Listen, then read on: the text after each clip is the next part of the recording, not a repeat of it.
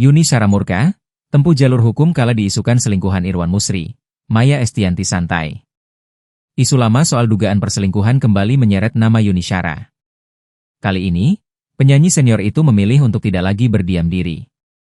Gosip yang mengaitkannya dengan Irwan Musri, suami Maya Estianty, kembali ramai dibicarakan di media sosial dan menimbulkan dampak serius, baik bagi kehidupan pribadi maupun profesionalnya.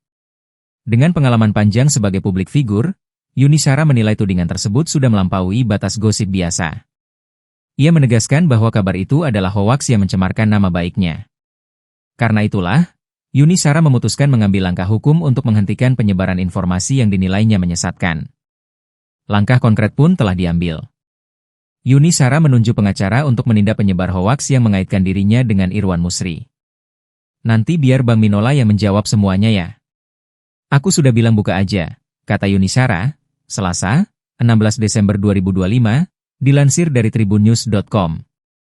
Kemarahan Yuni Shara tak lagi bisa dibendung. Ia merasa reputasi yang dibangun bertahun-tahun tercoreng oleh tuduhan yang tidak berdasar. Ya coba, kalian tidak melakukan apapun tapi dituduh melakukan, ya digituin terus, ucapnya. Pasti sangat dirugikan, kata dia. Berbeda dengan sikap Yuni Shara, Maya Estianty justru menanggapi isu tersebut dengan santai.